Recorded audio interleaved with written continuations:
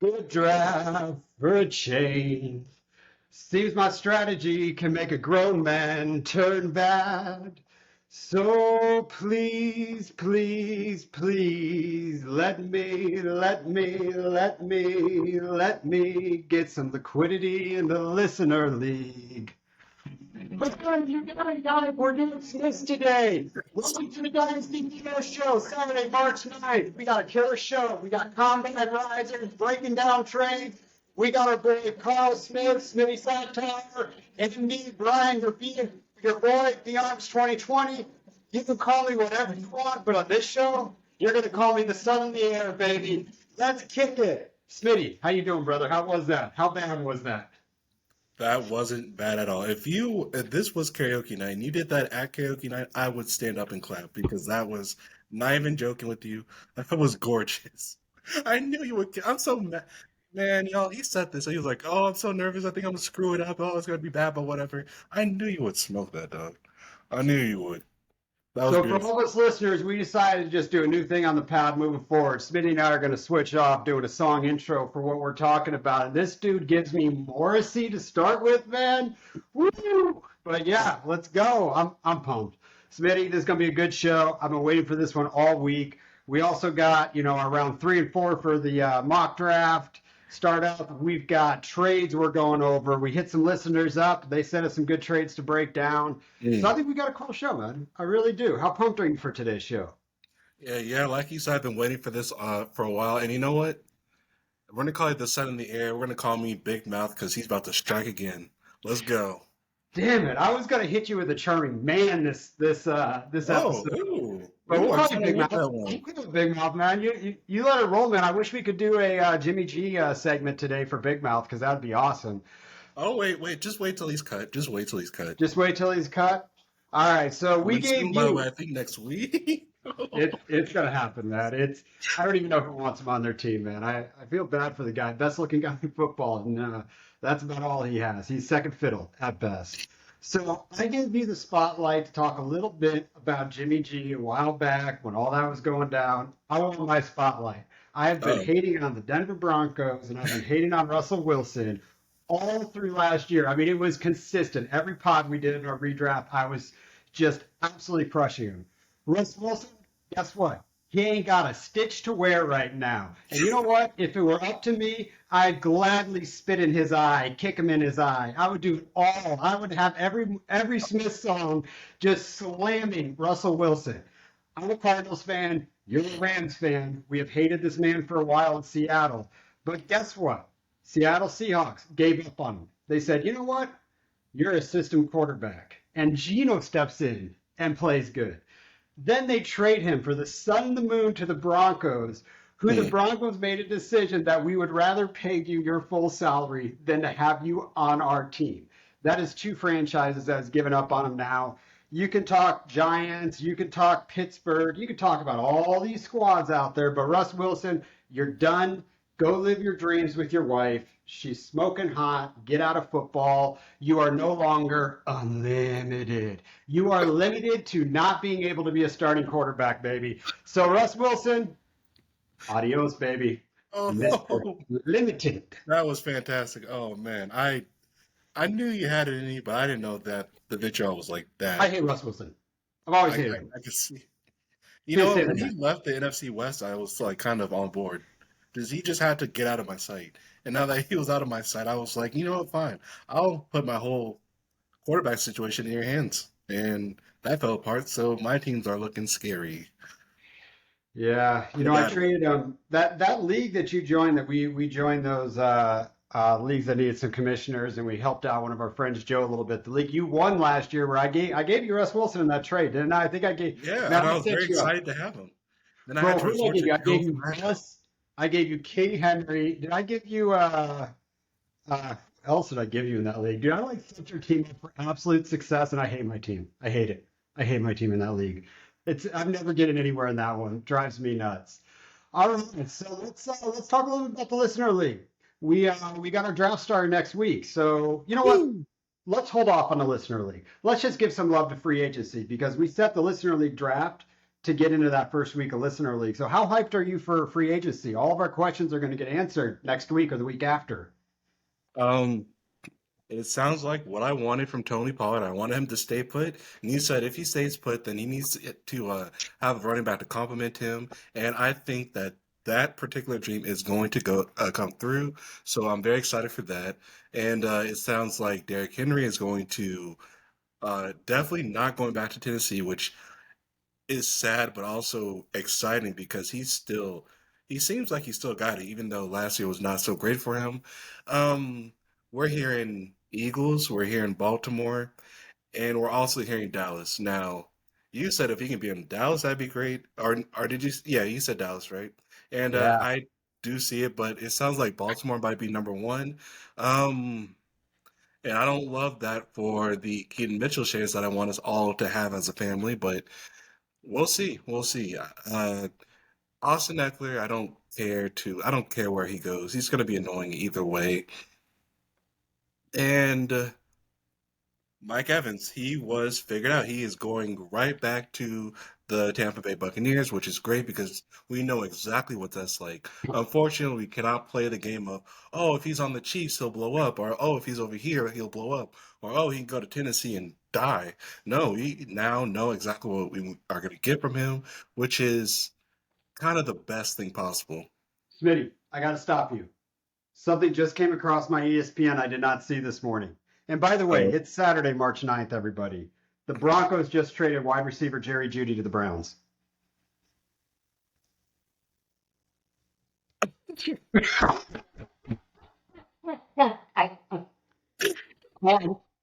Thoughts?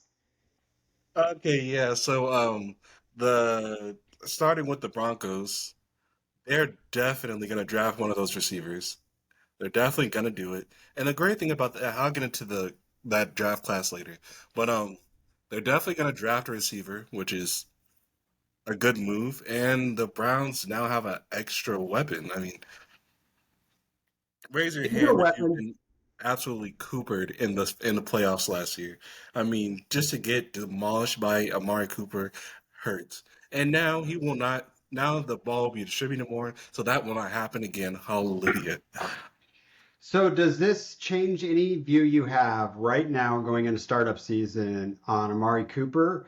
And does it change your viewpoint on David Njoku at all? And I'll start off by Oh, saying it great does question. not change my viewpoint on Njoku, and it does not change my viewpoint on Amari Cooper. I don't think Jerry Jeudy is a difference maker. You know what? Honestly, he proved it last year that he sure wasn't, and I think this is great for Deshaun Watson, to be honest. Like, I think now, because I've been really out on Deshaun Watson, and now I'm genuinely going to consider him as a QB2 in a fresh Okay. startup. He is Okay. now So, truly considered QB2. so do you have Judy on any squads in your portfolio? Sure don't. Not a single Okay. one. So I do. Are you interested in buying him in any leagues that we're in together? Because I'm going to use this as a time to pivot off of him as best as I can. Ah, well, I'll tell you what. I am interested. I am interested. I do think this does make I like the fact that he's going to a team that's has a better quarterback situation because I don't know what's going to happen, but yeah, if you really are trying to sell Judy, which I think the answer is you should, this is the best time to do it. And just convince a person like being like, hey, new situation, better quarterback. At least we know what the quarterback situation is. He can throw, he can run. Talking about Deshaun Watson, he even beat the Baltimore Ravens, so he's capable of doing great things, and he could probably figure it out with Judy, yeah, I'd be interested, but the cost is low just because he had such a bad year last year. And you Yeah. know what? Going to the Broncos side of things, oh man, we just might see the exact same thing from Sutton, despite not knowing who his quarterback is. I think he's going to have a low wide receiver one, high wide receiver two type of year, maybe even a touchdown a game like he did last year. And I just can't wait to see who his quarterback is. Yeah. So for me, the Browns. I'm reading this trade right now. The Browns are setting a fourth and a sixth round pick for him. Oh, I don't see anything other than just Judy going back, but I'm reading this quickly. So the Browns necessarily aren't committing to him, but I'll tell you what, this is good news for you. We did a trade where I did a process trade with you where I took Josh Downs, you took Mims. That was like early last season. This is saying to me that the Broncos feel comfortable with Mims, dude, because I don't see them getting another receiver in this draft, like a really skilled one. They're going to be looking QB in this draft. So oh, Mims, yep. baby, to the moon. I might take some time to trade him as well on this news. Who knows? But Hey, we'll Mims see. was a Pro Bowler this year. He was one of those special team type Pro Bowlers. So you're right. He has dog in him. We'll see. He has dog in him though. I really think that they're going to be trading. I think Broncos are trading up. I think they're going to try to get in this top five. I Ooh. really do. So let's talk listener league. Enough about a crappy trade with Jerry Judy, who I think I view him almost as a roster clogger right now. It's real damn close because you can't drop him and you can't trade him for what you want either. So let's talk listener league. So we got a listener league draft start. I believe it's next Friday. We got a Zoom call coming up tomorrow with them. I am pumped for this league. I think we've got 12 really skilled players who all have different philosophies. And the reason we select these 12 is, Smitty, the whole viewpoint of this podcast is me and you have a different philosophy we're always trying to sell each other on. So the fact that we have multiple different strategies in here is exactly what I wanted. So I'm pumped about that. Smitty, you got how excited are you for this league? I mean, I can't wait, but I don't want to start this draft until free agency. It's just a process that we have. First off, I very much appreciate that. I think that's a good move. And second, this will be my first time doing a draft with where we're drafting rookie picks as instead of players. I love this idea because I mean, as we showed you in the mock draft, the first half of our mock draft last week, these picks have an incredible amount of flexibility. You can go quarterback with it. You can go receiver, running back. I mean, you can do what you want with these picks, and that makes the build of your draft of your startup so much more fun. So that alone, like just at that single point, makes me very excited for this. And then, like you said, we have all these different players who have all these different philosophies of how they want to build, and that is also going to be very intriguing for me to watch. And we all know how you feel about running backs, so we're excited to see how that plays out too. So, let's see. We got our F those pick guys, which I am now. We're gonna talk about it. I'm gonna really really just admit how I ultimately feel about F them picks, especially knowing a lot more about this class than I did before. Yeah, and everyone so everything about us is philosophy, it's about strategy, it's about roster construction in this podcast. And for me, the biggest strategy you can have is picking your position in a draft because you are formulating where you want to be for how want to build that team. Maybe it works out and maybe you got to pivot right off the bat. But I think it's huge. We give the ability, you're right, taking the mystery bag of those rookie picks it's awesome. You know what? It gives you flexibility, but you also have some risk in there as well too, because some of these picks are going to fly in front of names. You're like, what the hell's that? But it's all about how you want to build, how you want to do roster construction. So I'm pumped, guys. We're going to get this going next Friday, and I hope we get as many trades as we possibly can. It's going to be fun. So you mentioned your RB. So I shot out some in chat groups on questions and things like that, and one of our original listeners on this podcast. By the way, I won't say a name, but this dude texted me at like 11:30 the other night, drunk off his ass, and says, "I'm not joining the listener league because you guys have to earn it." And I'm like, dude, you're not joining the listener league because of principle? Tony, what the hell? I dropped a name. My bad. But that was funny. So, by the way, if you're joining a league, don't get drunk and try to pull out of it just because you're a little smashed at night. So, yeah, that was funny. But yeah, he's in. It was a short moment of weakness. But the same guy asked me. He says, talk about your approach to running backs. And I thought it'd be a great time for Smitty and I to argue a little bit. Anyway, all of our listeners know we have different philosophies. Smitty, let's talk about you want to get into your cornerstone right now. Just start right off the bat. Dude, I mean, I I love the way these episodes have been going because before we even got to a mock draft, we created ourselves a ranking. And I'm gonna try to pull them up. I wish I did earlier, but okay, it's gonna take me a minute. Anyways, so we have about six, realistically four, but I'm gonna open it up to six, maybe even seven running backs that I really, really want to have. And if I don't have those top seven, then I'm gonna consider punting or seeing where the value is at later. But I mean, running back, just like a wide receiver, just like a quarterback, is it's a position, even like tight end, it's a position and it's a position in the game that does earn points. And it's genuinely my favorite position to watch because I think just flowing through guys, no homo, is exciting to watch.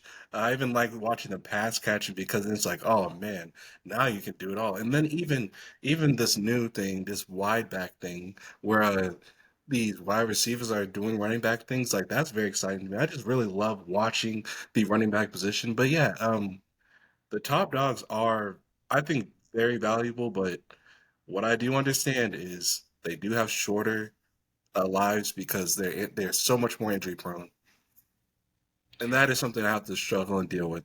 Like I really have to find balance with that. Yeah, you know what, and you know me, I always talk about viewing running backs in a 2 year clip, hopefully. And if they can burn bright for 2 years on my team, hell yeah, I'm drafting them where they need to be drafted. Now, I really haven't talked about liquidity and running backs in the way I want to talk about. I'm going to talk about it right now because everybody knows I fade running backs a lot of times, but depending on if I'm going to fade a running back is really in the first 2 rounds. I'm going to make that decision. And part of that decision is I have to read my league that I'm playing in. And if I don't think I can get the liquidity that I want to go buy those running backs throughout the season, I have to start drafting those running backs up. So it's a little bit of a strategy on the running backs is read your league. If you think you have an open market that you can go buy running backs later, then by all means fade them. But if you're going to league just doesn't want to trade, what are you going to do? Pick up all your liquidity, your second rounds, your third round picks, and then no one's going to give you a back anyway, and you're stuck forever. Mhm. So I think it's really important you read your league and figure out if there's an open market for running backs. And that's where you need to decide whether or not you're going to draft them. But I'm not opposed. And if a running back falls in a position that I'm comfortable drafting them, hell yeah, I'm going to draft them. I mean, there's no doubt about that. But the problem is in these leagues, they usually don't fall to a place that is a good price for me. So we'll see. You never know. I think I might get a running back in the listener league. Who knows? We're gonna Uh-oh. find out. Oh, But you make me so excited for this draft, man. yeah, so I want to ask you one more question about that Dallas running back. Now that because it just crossed my mind as I was talking about running backs. So let's go back to Dallas real quick. Hmm. What's your viewpoints on Dowdle? I always forget his last name. But when I ask that, is there a possibility he's the 205 Kyrene of last year? Is there a possibility that could happen? Okay. Um, I see a path, bro. I see a path too, but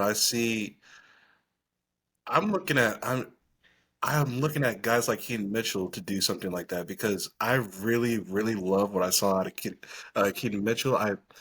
Even like guys like Ty Chandler, like we're talking about these backups who have a chance to these Beach Boy backups that can have a chance to beat you off your first spot. Then yeah, I really do love the idea of I mean, Dowdle got it, right? He got the size, he got the build, the strength. I mean, I yeah, he it makes a lot of sense for it to be Dowdle. And honestly, if they keep Pollard but scale back his touches and give a lot more to Dowdle, then that could be a really nice, cheap situation that they should truly consider.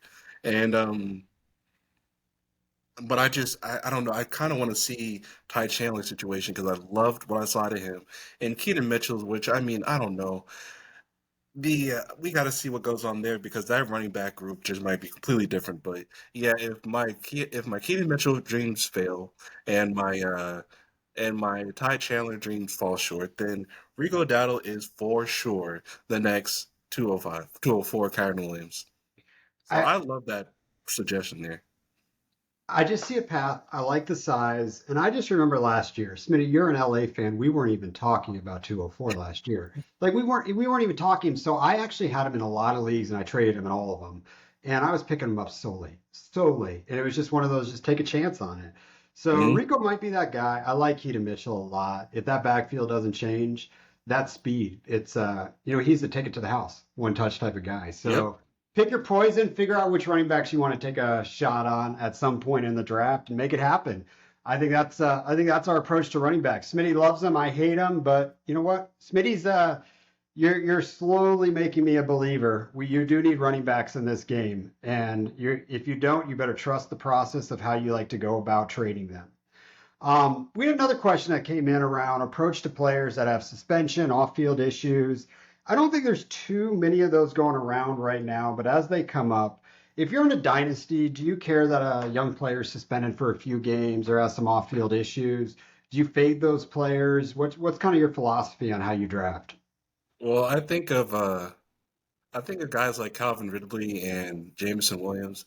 I genuinely think that if they do pull some stuff to where they're suspended for a minute. I mean, uh, I think that's actually a big deal. I think that's a big negative. I think you should consider selling, honestly, because they're gonna lose a step. You know, Jameson Williams is fighting hard to get back into the starting lineup, and Campbell sees that, and I think he's gonna get his opportunity because he's been fighting so hard. And ooh, he really impressed me in the playoffs, so I think he finally earned it. But man, the guy was drafted back in 2022, I think, or one. It doesn't matter. All I'm saying is that they have to like fight hard to come back. And then Calvin Ridley, oh man, the boom or bust with more bust than boom last year. I mean, the consistency was gone, and now he has to. Now he's in the free agent market. We have to see how they value him. He's going to get paid, but is he going to be consistent, Calvin? Again, I don't know. So, yeah, I'm happy to sell those type players. To be honest, I am. I'm too, and it just if we're talking about startup, just startup draft, it's all about just where I'm going to draft them. Yep. Usually, I'd probably say in those top 6 rounds, I'm going to avoid people that have off-field issues. I'm fine if they fade down and someone else grabs them out of value. I just don't like people that do stupid crap. Like that's At that's the end of my the own. day, at the end of the day, Yeah. yeah. And last year I drafted Deshaun Watson in a couple leagues, and I was trying to be agnostic to football and real life, and he just fell to a point I had to draft him, and I hate having him on all my teams because of all his crap off the field. And we don't talk about politics and all that, but just in general, I like to keep it to the people I like to root for on my squad a lot of times. So I fade those a little bit. I definitely fade them. The JMO one, by the way, that one never bothered me. It really didn't bother me. You know what? It was a stupid suspension with, gambling while he was in the facility. That didn't bug me. I know he's got some off-field issues, but nothing that's really like really out there and getting crazy. So the one on JMO didn't bug me whatsoever. Gambling suspensions will never bug me. You had the But patience for him. That's beautiful. That's you had the patience for him. I hope so, man. He is the number one roster clogger for me the last 2 years. You can't trade him, but you can't cut him, and we'll see where that one goes. All right, guys, let's have some fun with this one. All right, everybody. So we're gonna do our first roster review on this podcast, and Ooh. Smitty and I took some time to say, you know what, if we're gonna do our first roster review on our pod, let's do it on our own teams. So there's a fun league that we play in. It's called the Royal Rumble. I love this league. It's the league I commissioned. We're going to talk a little bit about Smitty's roster, and we're going to talk a little bit about my roster. And You know what? Smitty, Actually, if you don't mind, let's start with mine so we can just because they're okay, two let very me different let situations. me let me get my screen share up going here. So give me a second. No, not that one. Let's get to this one. Let's share this bad boy. Uh, Oh, oh, look at this. All right. you can see that good? Yeah. All right, let me make my screen a little bit bigger here. All right, so where am I? I'm in the Rumble. Gosh, sleeper, I'm going to talk some smack real quick. Can you, for the love of God, please uh, fix not your app, just your regular laptop? Yeah, the desktop view sucks. I hate this app on desktop. I mean, golly. Yeah, hold on. I gotta figure out. Oh, there we go. Never mind. I forget. I gotta use it on this one. All right, let's get onto your squad here. You are. Where are you, I'm Smitty? House Harkonnen because of Dave Bautista. That's right. So we named this one after WWF, WWES, having some fun. I'm an old school wrestler like that. So all right. So here's what we got. So Smitty, you got Matthew Stafford at your quarterback spot. You've got Jordan Love at your QB spot. Let's see. You got a third person. You got any third? All right. So you're running two strong QBs. You got an older QB in Matt Stafford. You've got Jordan Love. By the way, this is a start 10.5 tight end premium and PPR for wide receivers, running backs, and some cool bonus points. So not a shallow league, more of a standard league. So got your QBs. Running back situation, you got Jahmyr Gibbs, you've got Raheem Mostert, you've got Tony Pollard, and you got a bunch of crappy nobodies after that we don't even need to talk about. We've You didn't got want to mention playoff Pacheco's name? Master okay, L? I didn't see, but okay, we got Pacheco in this one. Yes, that's right. We got Pacheco. Okay. Yeah, no, he's not playoff Pacheco. Wide receiver, we've got Chris Olave, Keenan Allen. You got some Pop Douglas, Cortland Sutton. You got Christian Watson stacked with Jordan Love. You've got Steph Diggs, Noah Brown. Everyone else kind That's of about doesn't it. matter. Higbee, Henry, tight end, and Chig. All right, Well, let's look at your picks. What are your picks here, Smitty? You've uh, got let's talk 2025 about first. Now, 2025. what's your one oh what? I probably would be like 109, I think. Okay. 109. Yeah, fourth place. Okay. And then you got my second, and then you got a 2025 second as well. So let's let it rip. Smitty, what are you thinking on this team? What is your thought process on direction of this team? You've got Um, not a good first round pick, but not a bad one. You're right about a tier break in there. So what are you trying to do here? what am I trying to do? Honestly, this team is so in the middle because I really gave up a lot of my 2024 draft capital to make a true playoff push, and I got stopped in the second round, I believe. I got stopped in the second round. I got smoked in the second round, if I can be honest. So now I just have a team that was quite competitive last year. I got a couple young players that I can quote unquote cornerstone this thing around with Gibbs, Love, and Olave, who are just gonna have to we're gonna have to see what I can do with those guys. This team, in my opinion, it looks like it's probably gonna be because I mean I have no picks for the future, so this team is exactly what it's gonna be next year. Oh, I have Carr there, cool. Um, yeah, this team is going to be middle of the road, probably even bottom six next year. And the thing is, because I gave up all my draft capital, that's just what it's going to have to be. Now, if someone's interested in the players that I love on this squad the most, like my Jordan Loves, Olaves, Gibbs, I mean, I can talk, but what I can get back from them will not push this team to a place I'd like. So this is where F those picks goes very wrong. Yeah, and this is a league that I gave you. You originally traded your first round to me during the draft, and I traded it back to you mid-year. And All that right. trade Just was the way, just so I can, man, what a, all right. yeah, Yeah. you went for it. So here's what I'm looking at in this squad. I think you Mhm. need to break up a piece and tier up possibly.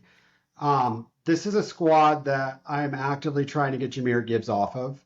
I'm going to try to tier up and see if I can get into the top five. Add youth into the quarterback spot, and you could easily maybe take Jahmyr Gibbs and find someone. I mean, honestly, Jahmyr Gibbs and a quarterback. You got Derek Carr on here too. You got Matt Stafford. See if you can go Jahmyr Gibbs, Matt Stafford for the 104. I don't know if I do it for the 105 because you're not guaranteed to have a QB there, and that's the move that I'd be making. Or I'd be proactively trying to just tier up a quarterback with Jahmyr Gibbs and one of your other quarterbacks there. Can't get that done. I might be looking to break up Jordan Love on this squad. Um, his value, dude. Here's his value, man. Okay. It's incredible right now. If he goes out and has the same season he just did, his value is maybe slightly higher than it is right now. If he goes out and has an okay season and these rookies step in and have great season, we're kicking him back out of the top 12 quarterbacks now. So we're solidified top 10 value on him on the quarterback spot right now, maybe top 12, depending on how people view things. So his price is very high. So I would look to see what I could get done with Jordan Love. Um, and then I'd get some of these other ones. I like a lot Olave.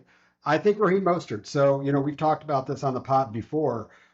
If he plays again and stays healthy, he's going to get you enough touches in the running back spot to go do what you need to do. But you could take these 2 seconds this year. So you've got, whatever the 2 seconds you have, you can find running backs to possibly get some touches in that range. This is a wide receiver draft that is, I mean, if you look at the prototypical bodies, there's probably going to be 10 wide receivers taken in the first round and a half or, first, 20 picks. So I think you can find running backs in there, and I would start looking at pivoting off some of the older players in here, is what I would do. Would you be willing to give up Gibbs in this league? You know what? I love him so much. This is one of those things where, oh, I just love the kid so much. I love how his rookie season went, and I just expect a lot more from his sophomore. But yeah, just for this team to be in a decent spot, just so I can have some draft capital for 24. Yeah, I absolutely would. What about if you took Gibbs and Diggs together and tried to trade up into a top six rookie pick? Ooh, I'd be happy with that. Now here's the thing. With Diggs, I think he's stuck on the team whether he likes it or not. So I think Allen has to deal with him whether he wants to or not. And so I can see Diggs' value going not necessarily back up, but it's in an ugly spot, and I can see it rise. That's all I'm saying. So yeah, I mean, I'm gonna miss him, but yeah, yeah. If I want some picks in this year, I think that's a great place to start. Yeah, I'm telling you, I think you can make this work with no playoff Pacheco and Mostert. I think you can make this work with those 2 seconds. Um, I don't know about Tony Pollard. We're going to find out really quick, but that's kind of what I would look at doing. Just getting a little bit younger, but you can definitely still compete in here. You need a tight end. There's no Oh, doubt let me about tell you something. Hunter Henry got signed for 3 more years in the New England Patriots. Now we haven't talked about the tight ends in the combine. They are not going to threaten Hunter Henry. So I think he is a quiet little buy right now. If you wanna go after a quote unquote cheap tight end, everyone, I wouldn't be mad at Hunter Henry. I mean, because he was fantastic with god awful quarterback play. Just whatever happens next is gonna be great. it. Could you Same. take Oh, by the way. could you take Jameer Gibbs and Chris Olave and get into the top five plus another piece? Maybe a Oh second my. or tearing down from Olave into I don't know, not an old vet, but maybe a 27-year-old vet. Yeah, yeah, yeah. Oh God. I mean, if I do that, I'll cry. But yeah, I do want to get into this draft class, so I'll do it. But I will be. It's one of those trades where you're sad to do it, but which means it's a good trade. So you're sad to do it. They're gonna be sad to give up such high draft capital plus. So yeah, yeah, I'd be open to it. And I'm willing to bet you could get a trade done for Gibbs for David Montgomery for that owner that wants to tear up from David Montgomery and get multiple pieces back on that and still get the touches in the running back spot. Mm. Um, so that's kind of my thoughts, but you're definitely middle of the road right now, I think. But you could easily tear up and go at it, man. All right, let's take a look at my squad. Woo! All right, everybody, I built a punt first year squad on this one. There's no doubt about it. This is going to be sometimes a typical after year one build. I made a lot of trades, picked up a lot of capital, but we're looking at from a quarterback position. I've got Kyler Murray and I've got Anthony Richardson and Deshaun Watson. So I feel pretty good on the quarterback situation right there. Then I look at my wide receivers, which I feel okay about. I've got Romeo Dobbs, I've got T. Higgins, DK Metcalf, Jameson Williams, Drake London. This squad I got Traylon Burks on puke. Um, here's the kicker, guys. Now we're going to get into some running backs. There isn't a running back that I actually want to name on this squad because I got rid of them all because I was not going to be in a position to win last year. On this squad, I also carry the 102, the 105, the 108, the 202, 303, 305. I also carry three first rounds Damn. in 2025, two in 2020, two 25 seconds, and then I also carry two first rounds in 2026. So I'm at a position where I've got a lot of options right now. I can tier up anywhere I want. I can go buy players anywhere I want. This is a squad I've been not active on until draft season comes around because there's a good chance I might break up some of those draft pieces. You know, it's going to take a lot to get the 102 off of me, but the 105 and the 108. And I think the 108's the tier break, bro. So what I think, what's Homeboy's name that just ran the 40 in the best time ever? That was Xavier Worthy. Xavier Worthy, I think, just solidified him as in a top eight. So I think we got a top eight. So Smitty, what would you do with the squad, man? Are you making these picks? Are you actively trading? Are you trying to break up a quarterback? What you got for me? I wouldn't touch your quarterbacks, bro. And like, as in, like, if I were you, I wouldn't try to sell any of these. Because can I be honest? This team is Yes, actually please. super ready to compete if you make every pick. Because you have enough to. So your first rounders, number one, your first rounders, you got to go receiver, and you're gonna get dumb good receiver. You're gonna get Marvin Harrison to pair with Kyler potentially. I love that. Then the 105. I mean, it could be Rome if it wants to. I love Rome. I think he might be the second best. And at the worst case scenario, you get a quarterback you can trade off. Hell, you can even sell that for another. I mean, what I'm saying is, with these picks you have, if you were to make the picks, you would have your wide receivers would be strengthened. Your running backs will definitely be strengthened, and even your tight end situation. I'm crazy envious of this team. And then not only do you have like a full arsenal of picks for 2024, you also have a lot in 2025 going on, and you also have a couple first in 2026. How did you even do that? Bro, I got rid of everyone. This is a squad I had 204 Kyron Williams on. This squad one of the trades I'm kicking myself in the ass, but not really. I traded Trey McBride for an unknown first in 2025 that turned out to be the 108. Hindsight's 2020 on that one. I'm not kicking myself, but I probably would have rather have Trey as the 101. But I think I can do more with some of these picks. Um, I'm actually realizing you have a pretty damn good receiving core as is, because I forgot you mentioned. I'm looking at Romeo Dawes. I'm like, he could be replaced, but if you were to replace him with Drake London in this current lineup. Yeah, with with the 105 and the 108, you can do whatever the hell you want. All I'm saying is you really don't need to focus on quarterbacks because, I mean, if you want to go younger than Murray and if you're not excited about Watson like I kind of am, then yeah, you can figure that out. I mean, Yeah, yeah, I you think could. that. So my viewpoint on quarterback is during the season, I'm probably going to use a quarterback to pivot the direction I need to go. If I start off good, I think I can take, a quarterback and go buy a really good receiver and a running back with it. But as I get into this draft, I also have endless possibilities of quarterbacks to get younger and then pivot off one of the other quarterbacks in there as well. Dude, the 108 might have a quarterback on it. I mean, if we look at some of these QBs in these mock drafts, I mean, JJ McCarthy, Bo Nix. I mean, there's some people that are, really looking like, hey, they're going to be first round picks. I mean, look at the Denver Broncos. They're going to have to pick somebody. If they just pick, what do they got? 11, 12, 13, whatever pick they have, they're going to have to pick somebody. So, yeah, this is a squad that I really went into liquidity with, and I went into my draft with a punt the first year. I wasn't even trying to compete last year in this league. I think everyone that saw what I was doing knew that, but this is why I like This liquidity, Smitty. this is Go the shopping, baby. absolute perfect first year punt because this team is set up for. I mean, I'm in this league, man. I'm gonna be very upset if you don't win the league next year because this roster is fucking nuts, dude. I want to win You're this gonna league. get Big Marv on this thing. You're gonna get Big Marv on this team, dude. Oh, I'm so I jealous. So, promise you, either Rome, Neighbors, or Marv will end up on this team. There is 100% one of them is ending up on this team.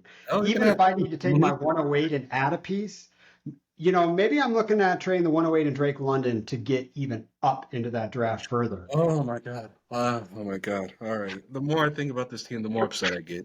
Because, ladies and gentlemen, this is a perfect first year punt team. This is the blueprint. Congratulations. I'm getting Yeah. so mad. And by the way, I told you some of those trades to try to get into the 105. I hold two of those. I don't think I've taken any of the trades that I just told you to try to do, by the way. Oh, I hear you. I hear you. All right, Oh no, so there's our roster your review. The Gibbs one that's was perfect for Gibbs. As your cornerstone RB, just keep him, set him, and forget him. But this might be a Gibbs. This is a Gibbs team, dude. this I is a Gibbs actually team. we might talk him in the draft season because Dude, this is a team I that's might ready want for you a to go run get back. Bijan. Fuck it. I might want you to go get Bijan. I might want you to go get Devontae Chain. I might want you to Yeah. go get Kyron. I don't know. I think I want to go buy Derrick Henry and James Conner on this squad for cheap and just give me my Okay, I token. hear you. And that is honestly the best thing you can do.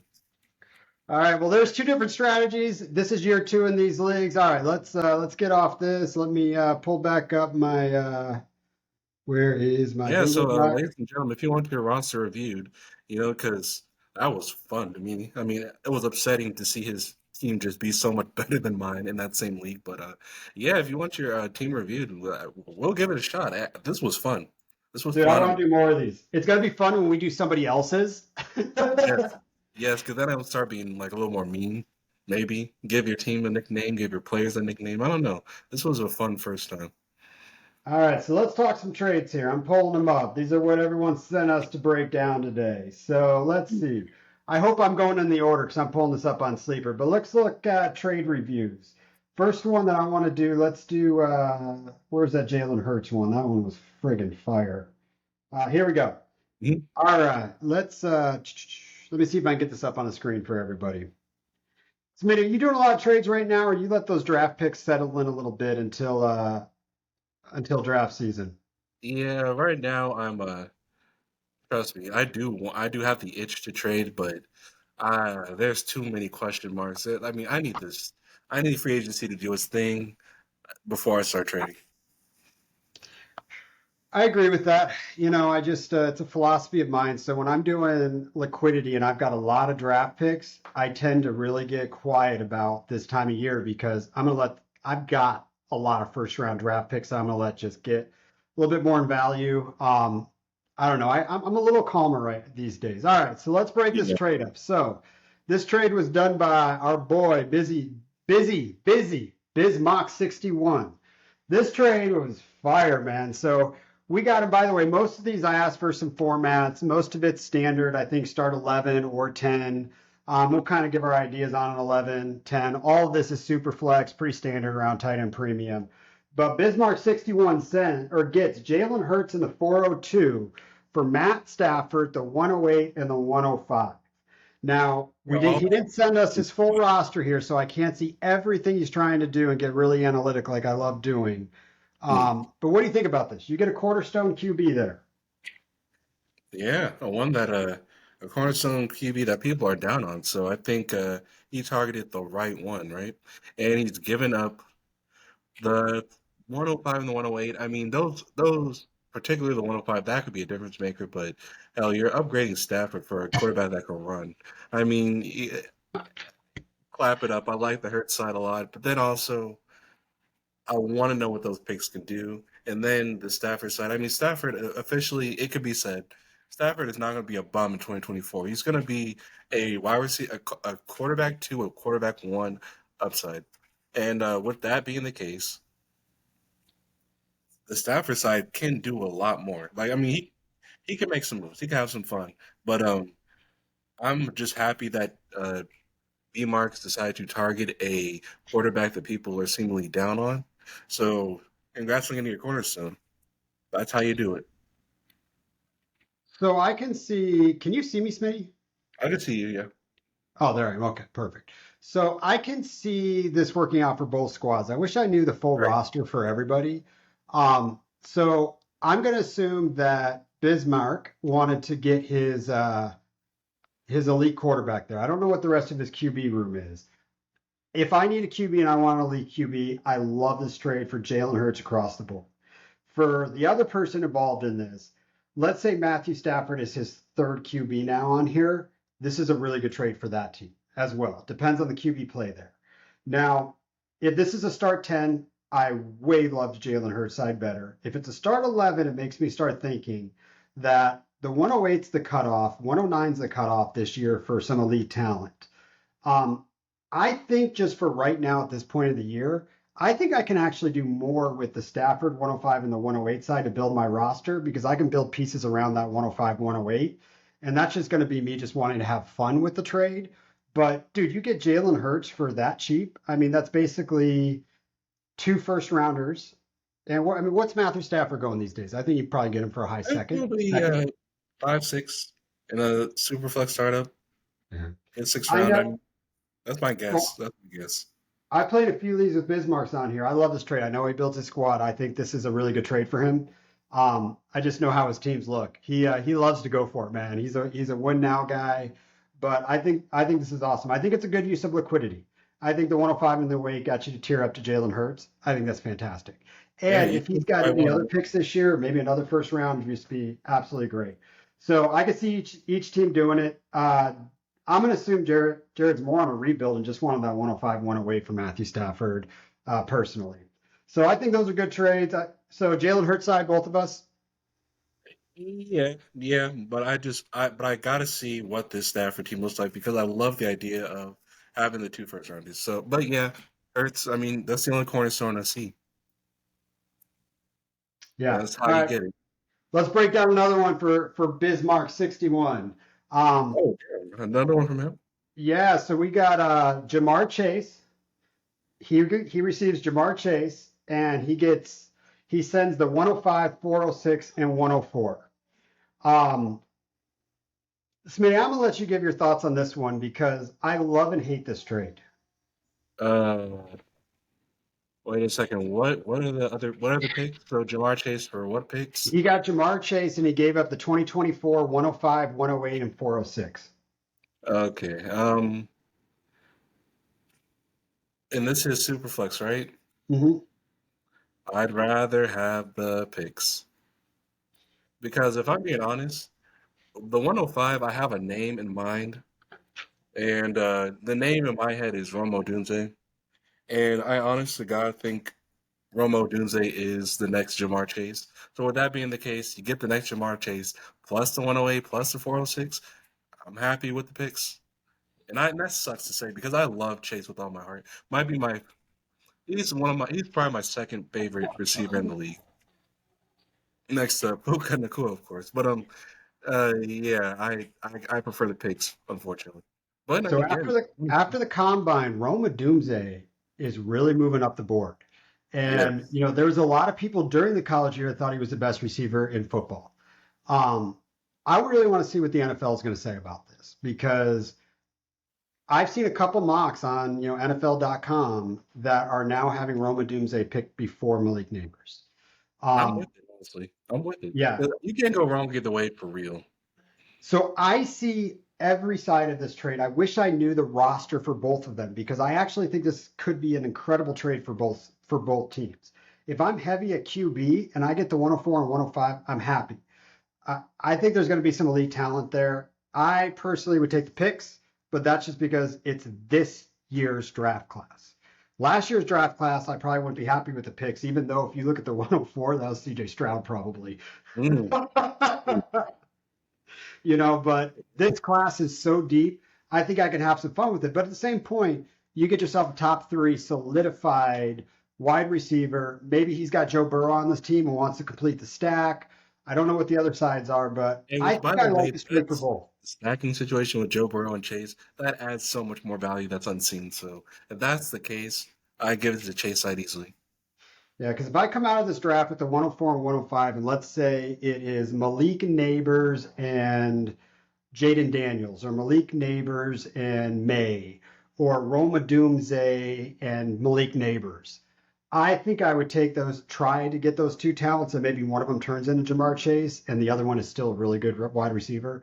So I think I Hmm. could play around with the 105, 104. But hey, look, just because we take one side of the trade doesn't mean we don't like it. I mean, we love Yeah, Jamar Chase.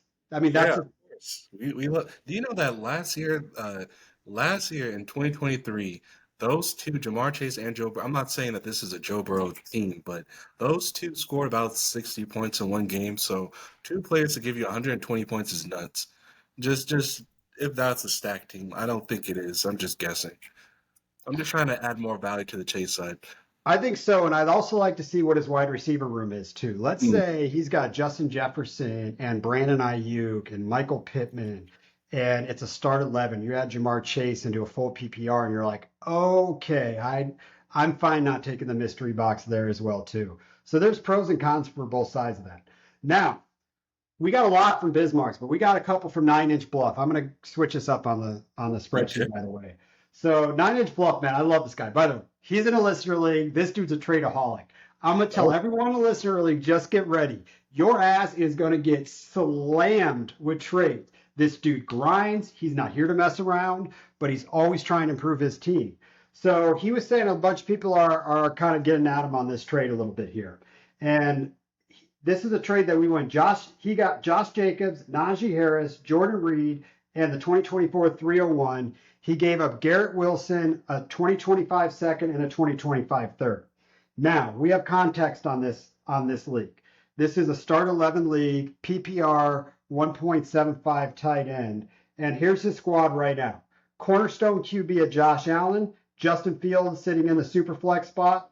He's got Brandon Ayuk, Chris Olave, Jalen Waddle, Drake London. Now he's got Jaden Reed. He's got Josh Jacobs, Najee Harris on this team. And I didn't get the bench spots, but that's basically the core of the roster right there. So this is a win now team that he just went and got, who I think is the best wide receiver in Green Bay. Jordan Reed is a beast. And he picked up 2 win now running backs and still squeaked a third rounder out of the trade. And you know how I feel about finding what somebody doesn't want. And he gave up 225 picks, a second, a third for G. Willie. I love this trade. I love this trade so much. I think 9 Inch Bluff did an incredible job. I don't know what Jay Wright side, or sorry, I shouldn't say a name. I don't know what the other side looks like.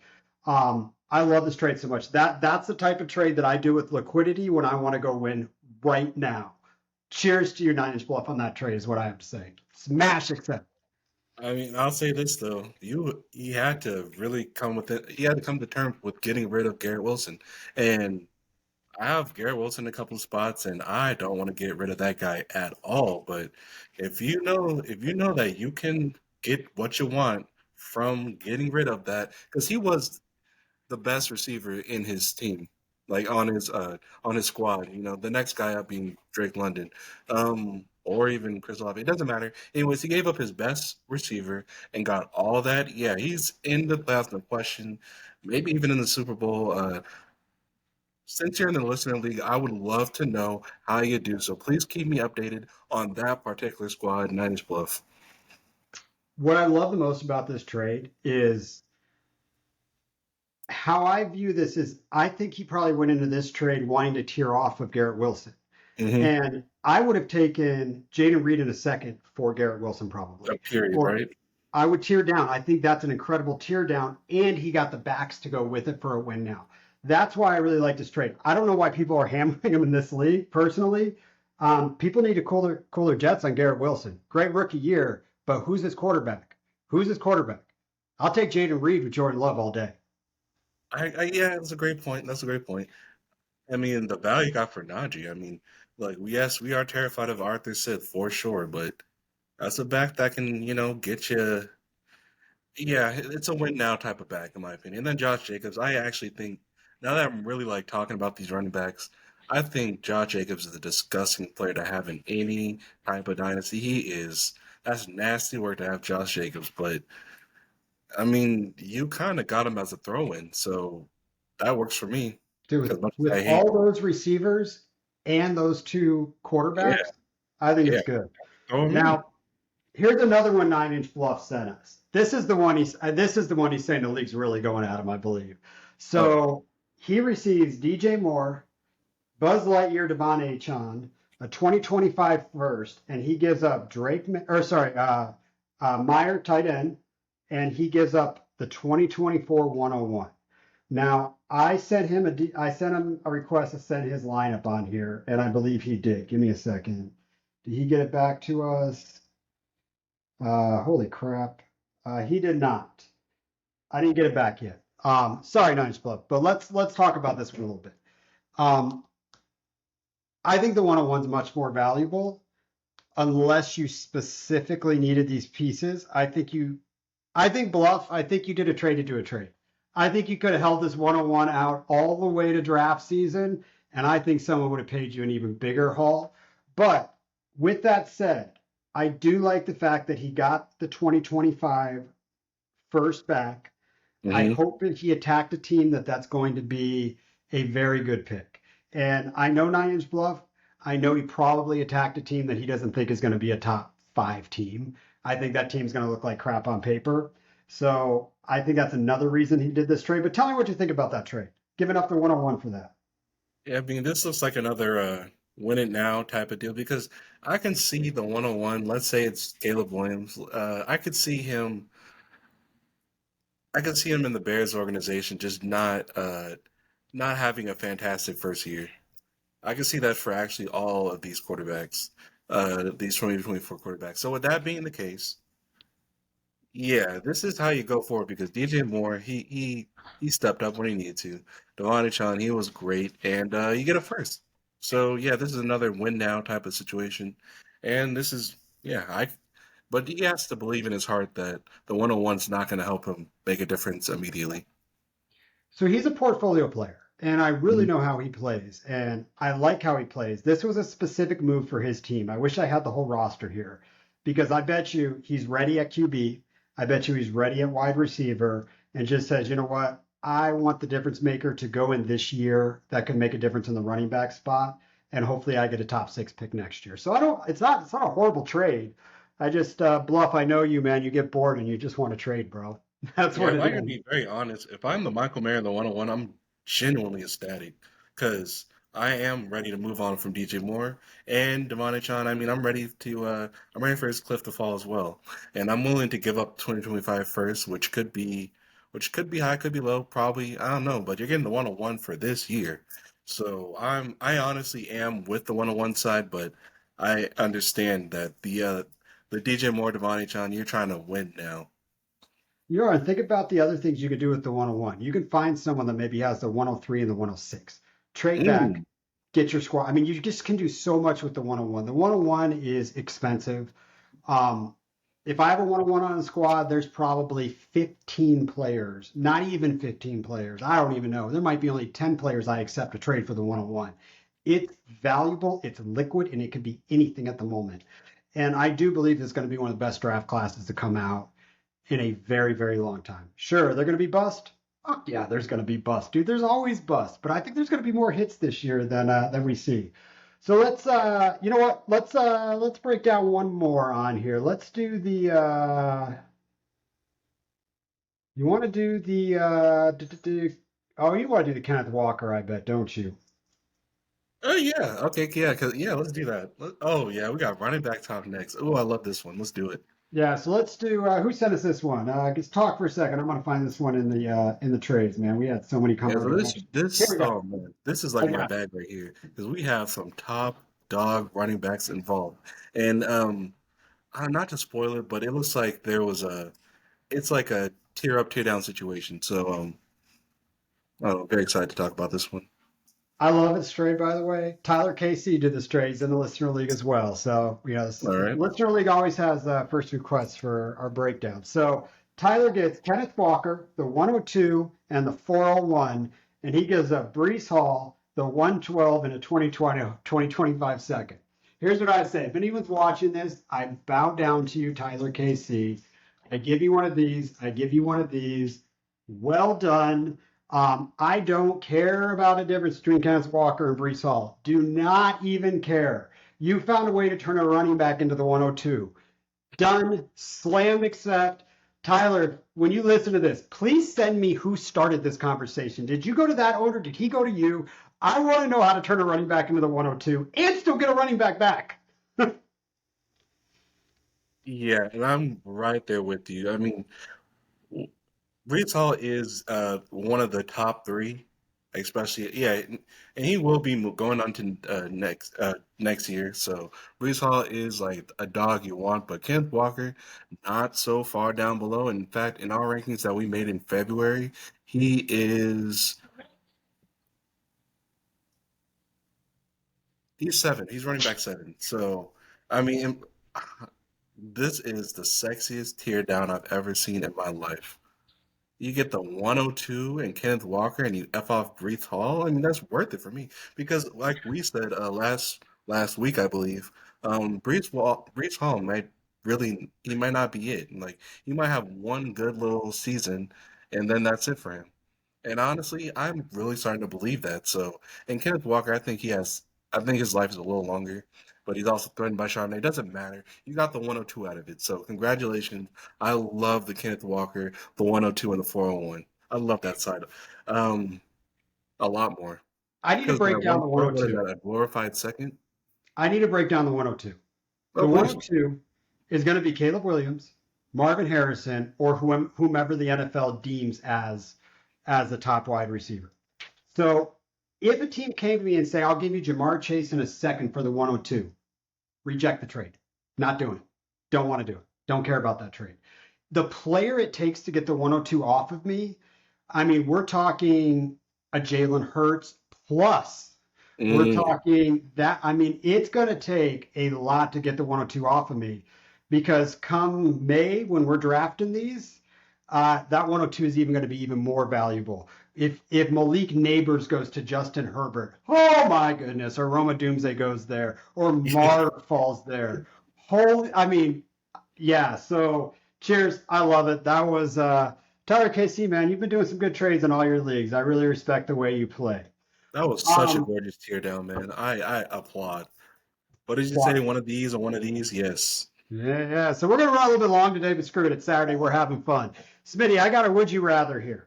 Would you rather be stuck in a romantic comedy with your worst enemy or a horror movie with your best friend? Start talking. I gotta get my dogs out of the room. Okay, I'm gonna be honest. This is actually wildly easy for me because, as you know, I don't do too well in horror movies. My best friend and I we can go as far as we can, but at the end of the day, we're dead. So stuck in a romantic comedy with my worst enemy. Here's the greatest thing about that.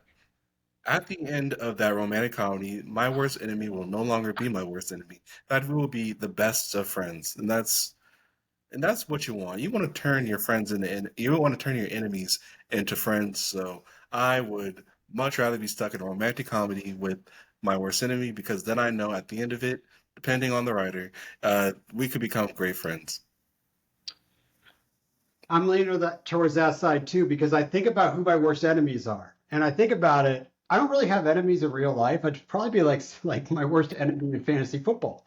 So think about a romantic comedy that you're living with your worst enemy playing fantasy football. I think that would be fun. I could choose that side. I talked like 2 or 3 weeks ago. We were talking about horror movies, and I was like, you know what? Screw it. I'll be involved with Smitty. We could sit there and debate cutting off our arm while talking about fantasy football the entire time and figuring out the best way to do it. Um, Oh, so let's say if we took fantasy football out of it, it really was your worst enemy. I don't know if I could be in a romantic comedy with my worst enemy. It would turn into a horror film really quick, wouldn't it? And you know what? I would love to see this. Okay, so I have the script for you. I have the story. So it's me and Arthur Smith. We are in a wow, this was like the premise of a recent movie. We're in a airport. We're in an airport. We're the only two people there. Our flight's delayed. We have to wait a few hours. I mean, we have to wait pretty much overnight till we get onto our flight. And I was in the playoffs, and I had Bijan Robinson score me negative 0.10 points, and I will forever hate that because I went heavy on Bijan Robinson this time last year, right? So it's just me and Arthur Smith, and I'm just looking at him angrily, and he's like, "Oh God, he's a fantasy guy. What? Did you draft Bijan or something?" I'd be like, I did." And then we're gonna spend that whole time just overnight in that airport, just talking about the Bijan situation. I start to understand him. He says, he might say something like, Bijan Robinson, he was very excited and we wanted to use him, but quietly he had an injury, and we didn't want to tell you guys that because you guys all paid so heavily for him. So we wanted to protect Bijan's, we want to protect his likability, right, or whatever the issue is. And then me and Arthur Smith, we have an understanding. We break into the Apple store and we get some headphones and we jam out to some music that we find out we like, and then we steal some Chick-fil-A and we'll both share waffle fries. And then we start doing gay stuff like dipping each other's fries into each other's milkshake. Then by the end of the time and we can board onto the plane, I'd be like, Arthur, please coach for the Rams, man. Just come on down. Come on down, man. I'll find a spot. I'll talk to McVay personally. We'll get you in there. And it'll be fantastic. Oh, So talking yeah, about that's bizarre world. If you become best friends with Arthur Smith, oh my God, that would be like me becoming best friends with Antonio Brown. I don't know if I ever told you this, Smitty, but the worst moment of my life, okay? I have back-to-back championships in a league. It's a Mhm. redraft league. And I'm in the championship. And Antonio Brown decides to retire in the middle of the game. And I lose this by like 1 point for a three-peat in this league. And forever, I could never talk to Antonio Brown, even if it was a script. I couldn't do it. Screw that man. You know what? I'm taking a horror movie with my best friend. I think I can have some fun dying. I'm going to finish it up. I really think I can. If I gotta die, I gotta die with my best friend. And by the way, when we talk about best friends, we're not talking about wives here, because then we're gonna argue about how we're gonna get things done. We're talking about your true best friend that you're gonna laugh and figure out who's gonna die and who's gonna live. Now, Smitty, would you give up your life for your best friend? That is a great question. To be honest, this is probably not a fun answer, but I really have to be presented with the situation to see. I mean, it really depends. I do not have a straight yes or no. It really depends on situation. That's Would you? horrible. I'd die for my best friend. Oh, that's beautiful. That's That's beautiful. horrible, dude. I don't know. Smitty, I'd I would die for really you, have bro. to. Dude, Oh, if we're getting mugged and a guy pulls out his gun, I'm absolutely jumping in front of the bullet for you. 100%, dude. I can't believe it's the circumstances on you. Either way, I'm not even gonna let you have a comeback for that. You're just gonna live in that one, and we're gonna make this a short clip for the show. All right, uh-oh. quick. Let's do keep trade cut. I just had to have fun with this one. We're calling out the Commanders. Do you want to keep trade cut Johan Dotson, Terry McLaurin, or Brian Robinson? Who are you doing? Okay, this is great. So, trading McLaurin because he had a usable season last year. Cutting Brian Robinson because I just see them drafting a running back. I don't know why, I just do. And I got to keep John Dotson because I feel like whatever quarterback they're going to get is going to realize that he's surrounded by weapons and use them properly. So that's how I'm going to go. Keep John, trade Terry, cut Ryan. I'm gonna have it opposite. I'm actually going. Believe it or not, I'm keeping B Rob. Oh, I am going to trade Terry McLaurin just on the hype they're getting a new quarterback, and I'm cutting Johan Dotson. Um, but either which way, I don't care about Johan Dotson or Terry McLaurin. Just I'm cutting or trading one of them. But I'm actually keeping B Rob on this team. I probably need a running back on this squad. If those are my receivers, uh, I probably need a running back too. okay. That makes a lot of sense knowing you. All right, so let's give people what they wanted. Let's get to a mock draft, baby. We're starting this back up. We're on round three. So let's break down the teams. Smitty and I are drafting every other one. Let me get my screen share going. You almost let me forget that, Smitty. Oop. All right, let's share this, baby. Let's get rid of this. Oh, gorgeous. All right, so hopefully you all can see, but if not, here's the draft order it went. And keep in mind, this is a start 11. We did 1.75 tight end premium, right? Correct. And third round reversal in here, super flex, PPR. So Josh Allen, Patrick Mahomes, Jalen Hurts, Justin Jefferson, Joe Burrow, Lamar Jackson, CJ Stroud. We asterisked that because I was an idiot. We had the 101 go off. Then we had A. Rich, Jamar Chase, CeeDee Lamb, the 102, followed by Sun God, Jordan Love, 103, Justin Herbert, Puka Nakua, the 104, K1, Tyreek Hill, Brock Purdy, A.J. Brown, Sam Laporta, and the 105. So, Smitty, you went heavy with your cornerstone QB in the first round. You went Josh Allen, and then at the 212, you decided to have the liquidity and take the 105. It's a third round reversal, so you got a ways to go. But I'm on the clock here. So, Team 12, we have right now, we've got the 102, which could be anything. Let's see what the NFL says. We've got Mm-hmm. the Sun God. And now my choices are we got the 106 on the board, which I don't think I'm going to take here. I've got a top tier tight end, which I think is in the tier with Laporta. I've got some QBs that if I take a QB here, it's going to put me in a position where now I can be really flexible with that 102 pick, and I don't have to get pigeonholed into a quarterback if this draft doesn't fall my way. We've got every running back on the board available for this squad. But with this squad right there, right here, here's where I think I'm going to go with this. I'm going to try to trade back first. You know, it's going to be my philosophy, but I would try to trade back into a specific range. I would be fine dropping into the fourth round here because when we get to this fourth round, wait till you see the receivers on the board. Or I'd be trying to trade back into like that 310, 311 spot. Maybe I can get a second out of it. But if I have to make this pick, this is going to be, I love my liquidity. I do. But I'm going to go ahead and I'm going to draft Justin Fields on this squad. Oh, I got to resume this draft. Hold on. Uh, I'm going to put Justin Fields on this team. And I'm going to do that because now my flexibility even becomes more with the 102.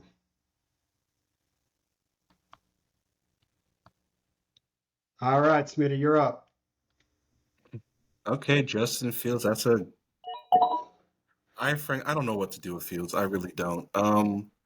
But I do Somebody's know going that. to trade for Oh, him. say what? He will have a job. He That's will true. have a That's job. true. That's true. I'm really man. So when I was drafting Team 3, I made sure a stack happened because I think that's a valuable stack. Frankly, I believe that if I was to draft Dak Prescott right here at the 301, it's gonna look funny because he's older, like he is entering his he is eighth year. Oh my God, he's about to enter his eighth or ninth year. And I think he's But it 30. will come with it will come with an extension, so he's going to be there. And for certain, he's going to pass the ball to CeeDee Lamb, who a lot of people are starting to wonder is a top one, top two receiver. I got him cemented at three, but y'all can do what you want with that. Anyways, Dak Prescott, I think he is being slightly undervalued because when he's up, he is one of the best shooters in this league. So I like him. And honestly, I was looking at wide receivers, and a lot of them were attractive, but it's the stack for me. It's the stack for me. You're stacking him with the top three, and you're stacking him with a top three wide receiver. I kind of need that. I need that stack. I think that's a very good value in the draft. Um, Third round Dak Prescott with the sack is incredible. I passed on Dak because I also was going a little bit youth with having that rookie pick possibly. But Dak and Justin Fields are exactly who I was going back and forth with on last pick. So I think that's an incredible value. Now, Team 10, we got Jamar Chase and we got the 103 right now. 103 can be whatever it wants to be. I take a look at the board and I'll probably end up making a pick here because I believe that this is where it should go in a normal draft. But this podcast is definitely below on Trevor Lawrence. And I would be trying to trade out of this like my life depended on it. Because if someone wants to come get Trevor Lawrence and give me something else for it, I'm happy. But if you look at the tier breaker quarterbacks, um, it's getting there. So It's on its this way. Yeah. team, we're going to go ahead and put the quarterback on here and give it the flexibility of the 103 with Jamar Chase as well. Let me just look at this one more time. I just want to make sure that that is what I want to do. Um, yeah, that's what I want to do here. All right, so let's set player. Boom, boom. All right, you're up. Trevor Lawrence is off the board. I'm going to All hate right. that team just because of Trevor Lawrence, but And the greatest thing about Team 9 is it covered its quarterbacks. Got Justin Mhm. Herbert, Anthony Richardson. I'd be ecstatic with those being my top two. So now we can have some fun. And mm, remaining, I have to go receiver here. I just have to. I mean, the running backs are very attractive, and so are the tight ends. But I just have to get this guy. He cannot keep falling, in my opinion. Garrett Wilson at 304 is I mean, we were just saying like we don't know what his situation is going to be with Aaron Rodgers this year because we just don't know how to feel about Aaron Rodgers, and that's cool. I still adore Garrett Wilson as a route runner, so I think Let me this is ask you this: my cornerstone. Hmm? do you think there's a flat range here? And what I mean by a flat range, if I look at some of the wide receivers out there, G. Willie, Drake London, we've got all the twos, Devontae Smith. We've got some good ones out there. Is there a tier you'd like to trade back in and give somebody Garrett Wilson, and maybe go back and get Drake London later, or that nature? Or are you just slamming Drake London on this I team? personally think this is the final cornerstone. I mean, he obviously last year wasn't the best, but I honestly think he has cornerstone ability. So yeah, if I had, especially if I went quarterback, I would be so happy for him to be my number one. So yeah, I love Garrett Wilson. I think this now we can talk about that tier, but I needed it. I needed to have Garrett Wilson as my one. I needed that. I Okay. think Team I 90. like the team. That team, I mean, that team can be lethal. I like the start on here. Um, Yeah, I'm starting to like that team. Justin Herbert falling out late is going to be interesting. That's a podcast thing, I think. Yeah. But we'll definitely see. So, team eight, 101, and we've got Puka. Okay. Oof. Now, I would just looking at this have to figure out, do I believe that Puka is a cornerstone wide receiver? And I'm assuming that the team that drafted this, where they drafted him, believe that he is. We've got the 106 on the board still, which is looking very attractive to me. We've Hmm. got some top end tight ends here. We got some good wide receivers, and we've got some good running backs off the board. Now, for me, this is a spot where the 106 is looking attractive to me. Um, Let me just, yeah, this 106 looking real attractive to me. I'm gonna take the 106. And I left you somebody that I know you're gonna pick. Yep. You're up. I'm just smiling right now. I'm just so happy that this happened. Oh my goodness. Team seven, you are so What right. the? Team seven might be my favorite at the end of the day because now he gets the CJ Stroud Tank Dell stack. You know what? I heard somebody okay, so during the Super Bowl week, they had this Radio Row out in Vegas where there were a bunch of podcasters talking to pros and everyone's just sharing their mind. Everyone's talking about this and that. And so what someone said was it was another quarterback. I forgot. It doesn't matter. Anyways, they were saying what they like. They were saying, hey, for CJ Stroud, who do you think he's better with, Nico Collins or Tank Dell? He said the improvisation between CJ Stroud and Tank Dell is incredible. Like just because they can really go off script perfectly and they'll still be online with each other. Like if everything else is falling apart, those two got it. So period. With that being said, because I fully agree with it, um, I personally prefer Tank over Nico Collins. That is my official stance. It will not move. And with that being said, the CJ Strouds and Tank Dell stack is one of my favorites, one of the craftiest stacks you can do in fantasy football. My absolute favorite stack you can do in fantasy football. And you get to have that on a dynasty squad. Let's go. So that's the census of this pod as well. Is I would rather have Tank Dell than Nico Collins. I would also like to have Nico Collins though. Yeah, This true. pisses me off. This really pisses me off. I love what you've done on this team. What pisses me off is I'm not going to have Tank Dell on my team in the listener league because I believe you can get him in the fourth round, and I believe you can get him almost towards the back end of the fourth round in some leagues. So it pisses me off because I would draft him in the third if I knew I couldn't get him in the fourth. 100%. All right. Yeah, I'm I loving this actually team agree with so you far. on that. I agree with you on that, but it's the stack for me. The stack, I just, I'm such a stackiosexual man. I need stacks. Prefer, I just, I prefer them over everything. So, but you also have the 104 on this team, which now you Oh, have it the was so flexibility. fun to That's have. going to be a top end wide receiver, could be a QB. I mean, it could even be Drake, or it could even be Brock Bowers. I mean, you have so much flexibility here. So team six, I loved how I built this so far because it looks like a lot of my teams in some leagues where we got Lamar Jackson and Kyler Murray. Now I've got some big names on the board at wide receiver, um, tight end as well. I'm just doing it right now. It's it's happening. Sorry. Yeah, this is a tight end team. Okay, to be honest Oh, with you, where's my boy at? Where is McBride? whoa, he is going far down for McBride. What is Sleeper doing? I hate sleeper when we're doing this. All Why right, the Trey hell is he McBride. so? I'm getting my stack. K1. I now I think have an advantage at QB and tight end in Hmm. this squad. You know, I don't think there's really anything I'll talk about on that one. But tell me if you like Trey McBride stacking with K1. yeah, honestly, I consider trading back because this is that flat tier receiver to me. But I think you did a damn good job with that. Joe, bro, okay, look, you said you were kicking yourself for not drafting Stroud. I think this is actually just with time passing. I think this is Team Five definitely should have been the Stroud team.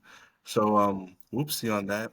And honestly, this team could have got Tank Dell as well. So that's on me. I chose Burrow because I like him a lot, but truth be told, this is where Stroud should go. And we could have got Tank right here. But let's move on to what we did do. Um, I I'm gonna look at quarterback first. I'm gonna hate what I see because I prefer Watson, but I could get the stack done. But then again, I don't even love Tua like that. So then I look at the receivers. This is definitely a trade away spot for receivers. I could go ahead and get that dominant running back right now, but that doesn't even excite me. Yeah, this is 100% trade back or was it 107, right? This next pick's the 107. 107th on the board. God, because the 107 and Tua is interchangeable. The 107 and I prefer the 107 over Bijan. I prefer the 107 over any of these. Yeah, the 107 is perfect. I'm glad I'm talking through this too, because now I'm looking at these tight ends as well, and it's like, yeah, let's get the 107 and call it a day. Yeah, I think 107 I'm on I'm the pleased with books. that move. I And can't Team argue. Five, I'm so sorry. I can't argue with anything you just said there. Team five, I might be not looking to trade that pick if the 107's there, but we are pretty flat on some other positions. Um, I'm going to take this Justin Jefferson team and this Purdy team and say I think I can win now with this Hmm. team. And this is a spot where running back is going off the board, and we are going to go ahead and put Bijan on this team. I like it. I like it. Because Can I now can I admit something positional here? advantage, and this is what I'm talking about when I was talking about running backs earlier. This is a really good spot to be drafting. I mean, the first running back won't be here in most drafts, but this is now the point where positional advantage matters. And I think I know I have a 2 year window with Bijan, big time. And I also think with Atlanta, um, look at they just went through some of the biggest horrific coaching bullshit experiment of all time, that you draft a bunch of first round, top first round talent, don't give them the ball. I think that literally the direction the GM has probably told the coach, please give the people we drafted in the top of the first round the ball. I think we're going to have an overcorrection. So I think Bijan's good there. Okay. There's a pick I want you to make at 404 so bad. I know you won't, but I would. But we'll talk about it when the time comes. I got a thought process of who's going to be there at 404 for this team. Right? Right? All right, so we're looking at Jalen Hurts and AJ Brown, so that's a nice stack to have. And frankly, this is the point where I'm now considering, hmm, Would you let me make consider it a really triple hard. stack at this point? No, sir. No, sir.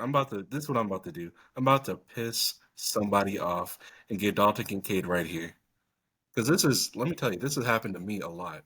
I've had the 101 just waiting for Dalton to come to the 312 because I was in a situation just like this where I had the 101, there wasn't the round verse, and I needed Kincaid to come back to the 312, and it just didn't happen because this asshole wanted to snipe me. And he did it. He did it. He did this move right here. And I will never forget that. And I never got to the point where I want to recreate it in this mock because yeah, the one-on-one guy is pissed. He is punching trees, punching air, and cursing everyone out on the road because he's driving. So yeah, I think this is a fun move for this guy.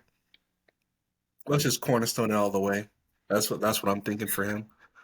So Every position, I your thought for prefer. Team 3 is 100% as accurate as it could possibly be. Because Yeah, now I'm looking at this team's build, and I say to myself, do I want to give Team 1 Allen and Kincaid stack? And I might be drafting him at this pick. I would have drafted him probably at this pick for this team that's got Patrick Mahomes on it and built through the tight end here because I yeah, didn't want you to have the stack. And that yeah. was a Would similar not have thought when happened, I right? had, yeah, when I had that 110 pick and I took Chase there, so I didn't give, a huge running back advantage there. But now that he's off the board, that really takes my tight ends from where I want to be right now. So tight ends are now off the board for me. I've got the 107, right? Or the 108. We are at 108 now. I believe. We're at the Let me double 108. check. I don't know if I want to draft the 108 here. Wide receivers, we got Oh, some it's good. actually seven. It's actually seven. It's 7. Okay. Yeah. Um, this is a team I'll No, put I'm the. sorry. It is eight. I'm counting wrong. One, two. Okay, I'm not putting the 8 on this squad. Let's go ahead and look at. I think I'm going to build through running back as well on this squad. Um, this squad's got quarterback positional advantage. We got tight end positional advantage. So I'm just going to go ahead and drop Jahmyr Gibbs on this team. Young enough to be going in that round, and we're thinking about that positional advantage now. This is the squad that I'm pumped to see where this one goes through third and fourth.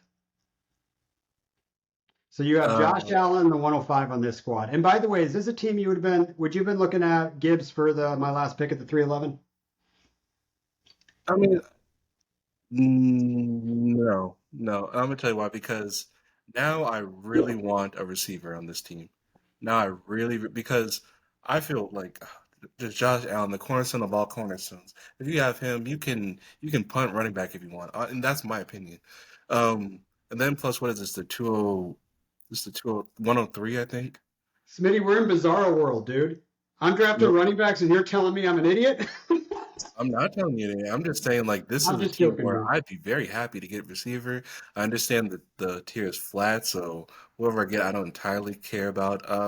Let me see if London is still available. He is.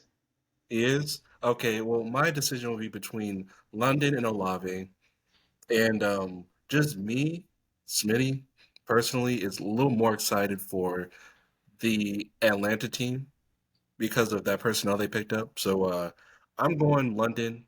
If you want to, you can. But like I said, this tier is so flat. You can go any receiver. Hell, like you said, you can even go running back. I'd be happy with that. You can even go ahead and try the 108. But I'm thinking London personally. I like it. Oh my goodness! You know what's so fun? We're back I at it like again. it.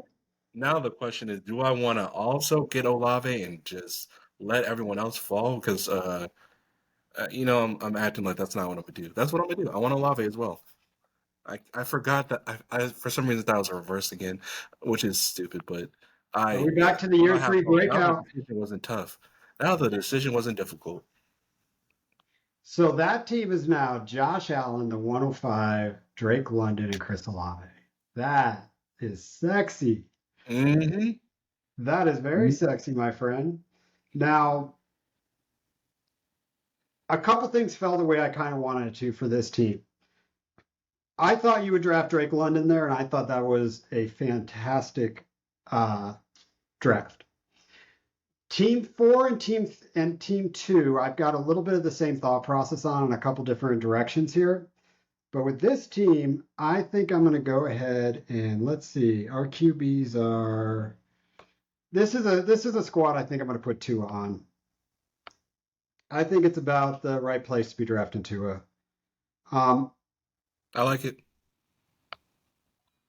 I think I'll that's say this: about where I it's definitely valued. pissed off And ten when I five. drafted Gibbs, I was assuming I was going to get a quarterback I wanted to draft there back, so I could solidify the positional advantage at QB because I think Tua and Mahomes is a good combo to have.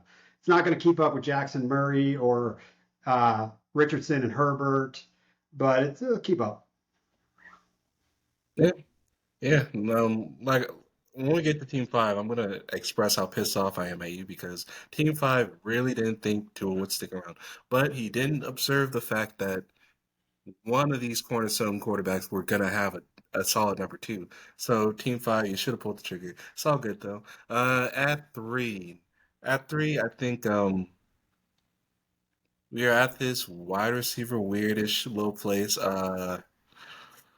Where he's gonna.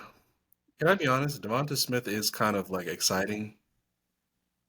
A triple stack. Oh God, but you know what? I'm gonna do it. I'm gonna do the triple stack with Devonta Smith. And if it gets frustrating for this team throughout the season, if Yeah. it gets frustrating for him, he can trade one of them away. And I would suggest he traded away Brown. So yeah, we're doing the triple stack. It is Yes. Fly Eagles Fly. That's the name of this team. Dude, I don't know what it is, but I love a triple stack. Like if I get the receiver, the tight end, I something about a triple stack I sometimes can't pass up, but that's gonna be Okay. fire. Oh, that's gonna be fire. Now Um, I know what you're gonna do. I mean, I know what you're not gonna do, but after you do it, I'm gonna scream what I want you to do so bad.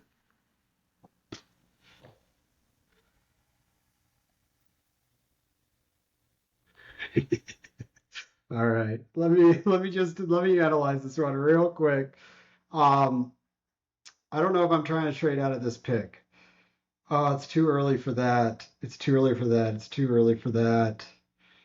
It's not too early for that. Um, I'm gonna do it. I'm going for this team. Ah, no, I'm not gonna get the quarterback on the back end. I'm not doing it. I'm not doing it. Hold on. Give me a second. I officially am tripping on my own clock here. Let's see. I'm really considering the 108 here. Okay. Okay.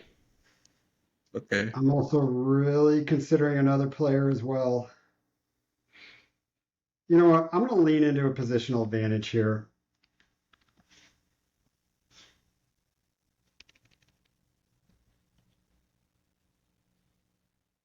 I can't believe this draft is going this way. Where are you? Where's 204 in this damn friggin' thing? Yeah, where is he? What's going on here, Sleep? You talk to Right? There you are. Jeez, Oh it's yeah. hitting. 999 Sleeper. I don't like that 999. Jesus Christ. I'm just going to You have, lean into it here. you have to go to Why the is straight this? bottom now because he's considered 999. All right, start working on your next pick. We know who I'm picking here. Right. And first off, I want to say I love the pick. I I love the pick, but if I was you, I would have got CMC. And he's not, trust me, this is not That's who I you said I already couldn't have do it. Bijan, right? So you got the youth. And if you were to get CMC, you can stack him with Purdy. I think he'd be the best producer. Um, That's who I and said I couldn't do. yeah, and I know you couldn't. And it's honestly, it's stupid. It's stupid. Don't do that because he probably has one good year left. But it's fun. It's fun. It's what I would have wanted you to do, but it's stupid. So yeah, we're here at Team Five. Team Five is very pissed off at Team Two for taking Tua. And I was like, oh God, do I really want Deshaun Watson? And my answer for him is, yeah, you do. Just get Yeah, Deshaun Watson. I think that's a good pickup right there. You Yeah, he might be can't able be to too trade mad, back you a little know. bit looking at the board, but there's some teams that need some players here. So let's go. Because QB. deep down, I just prefer Watson over Tua. But I mean, geez, that's only if Watson could be healthy. But even though Team Five wanted to stack, he's going to be happy with Watson after the draft is done. Maybe even make a trade. Yeah. So Team Six, I am actively setting out a whole bunch of trades here. Uh-huh. And because the who I'm actually going to pick for this team, I think I can get a little bit later depending on what draft and who I'm in the draft with. But this is going to be a lean into a positional advantage at a 1.75 tight end premium. I'm going to go put Kyle Pitts on this team. I'm going to make the same argument you made for Drake London. I think they're going to start feeding their players the ball a little bit, but I feel like I have a big time QB and tight end positional advantage now on this squad. I'm actually liking this squad on a 1.75. Team Seven's pissed off at you because he wanted Kyle Pitts. Now he's screaming, cussing everyone out, kicking children, which he shouldn't be doing. Oh, come on, And dude. Are you going to do the triple stack again? yes, I was just about to say, F it, I want Nico. And, Nico's a great value at this point. Nico's a great value at this point. I mean, let's be honest. I do see the Texans like having a great little air raid. I think, and if I'm being even more honest, I prefer this Texans triple stack over the um the Eagles triple stack, but just by a little bit. You'd I, be I happy I either I way. like the Dell Collins. I do. I really like that one a lot. So triple stack, and you've got the 104, right? I believe so. Oh my goodness. Woo! I'm liking that one. All right, so I'm glad I can't trade because I thought I could trade back and get Pitts later. So apparently that was the spot he should have been drafted. I like it. So this squad, we've got the 101, the Puka, and what do I got in this one? The 106? Yeah. Let's see. 106, 101, and Puka. Um, QB's on the board. This is going to be an interesting spot when you go with the liquidity draft spot Hmm. on picks because Jared Goff, I think I can get later, but I also have to start having the same approach when I drafted Justin Fields is why don't I not get pigeonholed into who I need to pick with this 101 and really keep this flexible and in a start 11 Jared Goff, I can get by with Jared Goff as my QB1 in there. So I got to start thinking about that. The 108's looking attractive, and I just go all the way down through liquidity here.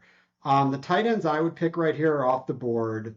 Um, the 108's, let's see, who's left on wide receiver in my books right now? So let's say we got Jalen Waddle, we got Brandon Ayuk, Pittman's on the board, we got Rashi Rice. That's really all I would consider in this range.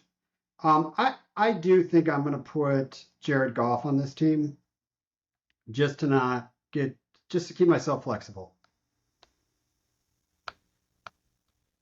I like But it. there's some really good wide receivers out there that I think just go bam, bam, bam, bam, bam right now. You say right now, I say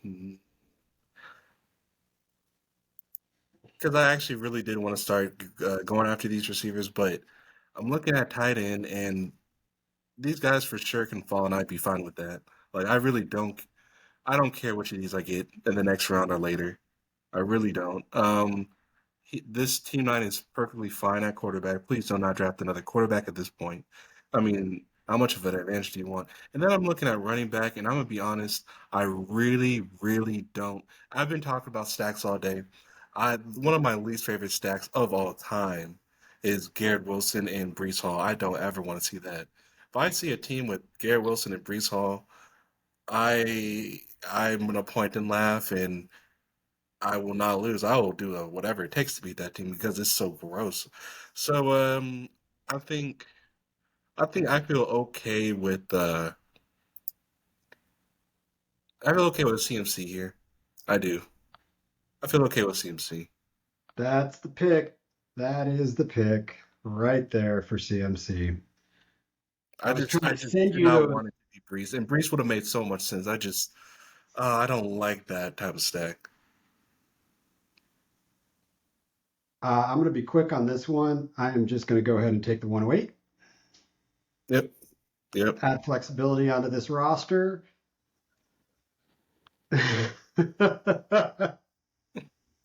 See, I'm trying to figure out what I want to do with this team. Do I want to do a full reach job or just get the next running back up?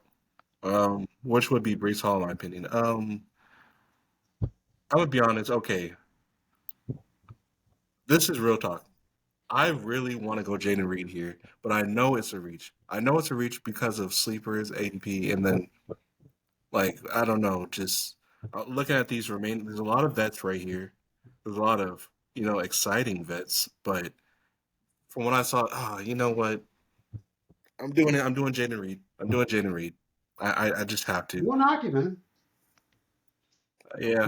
You're making a bet on him being the one there, like the him. And you know what? Actually, as I'm sitting here talking, I have two stacks to play with, and I love both of them. So, yeah, that's the type of reach I'm doing. And if we were to do a round five, this team's getting a running back, period, or a tight end, one of them. All Oh, here right, we go. this squad, Justin Fields. Man, if I knew Justin Fields was going to stay, I'd just stack him with whomever, Hmm. but I can't do that, but that would be the pick. But going back to back picks here, this squad, we are going to put Brees Hall on. The fall has been far enough. Back at the fourth round, I can get me what I think is one of the five. And we're going to put that here. And then I'm going to go right into probably a wide receiver right after that. These teams are awesome. I left uh, I left the first two rounds thinking that Team 12 was going to be my favorite. It's not now, man. Um, my favorite teams that are built right here. I really like Team 8. I like Team 6. I'm in love with Team 7. Um, I really like Team 1. I like Team 6 though. There's some good teams on here. I think my favorite is going to be Team One, but the only issue with Team One is they're going to have to really consider running back soon. And I want it to personally be Devon or, damn, Kyron is taken. Sheesh. If Devon Chan is not available at 5'12", which he probably won't be, then I don't think I'd like this team as much because then I'd have to really punt that position. But Team Seven's the one for me. I like that triple stack a lot. And then plus that pick, oh yeah, Team Seven's the one. Team Seven is the one. Yeah, And also Team looking at 11. I actually adore Team 11. I like Team 11 a lot, man. The only thing that I would say that I would like to change on my teams is Team 8 a little bit. I think I would have actually liked to have drafted the 104 over Puka, and I think I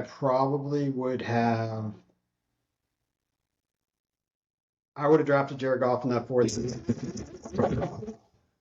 Nice. Hey,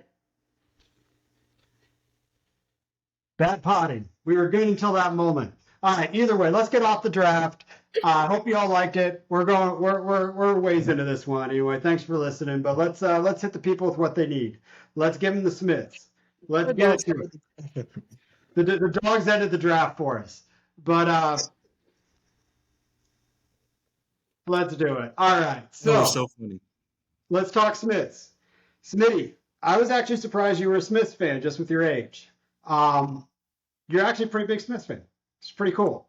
I learned about this band and it's kind of funny. Like I grew up during their time, but I didn't really listen to it as I was a kid. I actually got into Smiths a lot more as I got older. And this is a band that's just awesome. I mean, when you look at Johnny Marr on the guitar, that's what drives their music. His guitar. I mean, if you look at a band like The Cure, some of these other ones that came out around that time, their guitar was just so sick in this. But Morrissey, I love me a very twisted, needs help lead singer of a band, and I don't think too many people define one more than this man does. And here's what I love about this band, Smitty, and I'm going to let you take over, is I can listen to the most depressed crap this man is singing about, which is almost all of his songs, and be in a really happy mood about it. And then I can listen to his songs where he's talking about being happy, and I'm like, shit, I'm depressed as hell after hearing this. This man is a lyrical genius. And I remember I went back and watched all the videos, as I started getting in the band, man. Have you ever seen this dude dance in his videos? Yeah, it's free. It's very free. I don't. Oh, so let's hear Smiths, man. What do you like about him? What are your jams? Teach me something. Um. So last week when I was talking about Radiohead and how the band's particularly Street Spirit came through in a rather traumatic time. The same exact night. or let me set this up better. During that week, I said, I heard the Smiths song on a movie, a TV show. I don't remember. And I'm like, oh, okay. I want to give that band a chance because that song was nice. So I was going through their discography that week. That night was the night. Uh, were up next in going through their very short discography, only 4 albums. Was The Queen is Dead. Like that night was the Queen is Dead night, right? So track one, yeah, as you were just saying, Mars fantastic. Track two, very fun song, but track three, I know it's over. I mean, Jesus, sometimes, we really appreciate, you can really get a feeling of love and warmth from just hugging someone. It can even be a stranger. Like it's just that hug actually does something for you. Um, just feeling wise, I can't explain it, but it does something, right? That song right there felt just like a hug would in music form for some odd reason because it sounds, I mean, the bass is very loud, it's very downbeat, and it's a seemingly sad song with just when the guitar gets in, it then comes off hopeful, but my God, I think that is my perfect definition of an audio hug, and that'll be at this moment, my second favorite song of all time. I Know It's Over by The Smiths. That song really, really gave me what I needed at that time, which is so crazy because music really shouldn't even have that power, but it totally did that night, and I'll never forget it for that, and I'll always appreciate it. I love the imagery in that song as well. I mean, like, for some reason, I love the idea of songs like pretty much detailing a moment when something bad is truly about to happen, and there's really not much you could do about it but just let it happen. So there's a point in the song where he's saying, I mean, it's the hook where he's saying he could feel the soil over his head, like he can feel himself being buried, which, I mean, visually, that's so dark and so scary and so upsetting even. But it matches the music way too perfectly. It's the perfect combination of lyrics and sound. And it comes off it has a positive effect for such a dark lyric and It's dark nuts. sound. It's weird. It's nuts how he does it. That's how he does it. And that band is honestly their whole discography, all their songs, even B sides and stuff they've only performed. All of their music has that ability, and that's a powerful band in my opinion. Dude, did you know that How Soon Is Now was actually a B-side of I forget what song was a B-side for? And Morrissey absolutely, I guess, hated the song and fired the producer that got him to sound like that. And it's such a Yeah, rock anthem. It's nuts. Um, yeah, that's a oh man, that's a karaoke go to. I see people. I love it when people do that song. oh, dude, it's great. So Heaven Knows I'm Miserable Now Mm. is my jam. You listen to the song and you think it's depressing. It's not. It's actually a happy song, and that's why every time I listen to a happy song of his, like I feel depressed as hell. But I mean, the lyrics are great. I mean, how do you? I finally got a job and now I'm miserable. Yeah, like I made it to the point. Yeah, Made it to it's that crazy point. good. Everything they do. Charming Man is one of their first. I still love that song. I mean, I will always just jam to that one. Back to the Old House. Love that Ooh. jam. And the Um, song that you started the pot off with, please, please, please, let me get what I want. That was, I dude, need by some the way, liquidity, baby. I need some liquidity in this listener league. I and you do. killed But that, by the way, man. And your voice, man. We're going to the karaoke night. We're oh, gonna what have a to do, karaoke dude? I'll doing it. karaoke anytime, man. I don't care what I sound like. I'm ready to roll. But unfortunately, you're gonna be one of those guys that sound good, so you're gonna have people No, pissed I'm off. not. Trust me. Nah, I'm telling you, You you're know, gonna be the the only one. first night I took my wife out on a date, we did karaoke, Smitty. And Oh no dude, way. oh yeah, she likes country, and I know country. I'm not a big country fan, but I can remember any song I hear. I sang a little less talk, a lot more action to her. That she's my wife now, my Oh my man. God, you're a wild boy. I did. I did. I'm not But gonna ask a you follow-up know what? We question. went Go. long, so we'll cut off the Smiths talk a little bit there. But I would say one of the top 15 greatest bands ever. Ooh. I don't believe they're in the Rock and Roll Hall of Fame. If they are, they recently got added. They should be. Morrissey is a god. And by the way, anyone listening to this, we do not talk politics. I know there's a lot of crap out there about this man. I don't read it, don't want to hear it. All I want to do is listen to music and know nothing about the people other than the music. So Don't hate the podcast if you don't like Morrissey's politics. That's not in play here. Anything you want to say about the Smiths, man, before we leave? You say top 15 of all time. I have them in my top five because I'm gonna just go back to like what I said to quickly repeat that their music could sound very depressing. It could even sound happy, but no matter what, it has the power to give me an audio hug, which is so weird to even champion. And I just love the fact that they can do that. I want to say effortlessly. I think that's a very powerful thing. So yeah, they're top three, four, top five, easily top five band in my opinion, and I love them for that. So the reason I got into them, and I know I said I got into it a little later in life, bro, Mhm. I'm a Cure dude. I love the Cure. The Cure Ooh, is like, man, I had posters of Robert Smith all over my walls growing up, and I don't know how I missed the Smiths because I jammed the new wave or whatever they call that, but I didn't yes. listen to them growing up.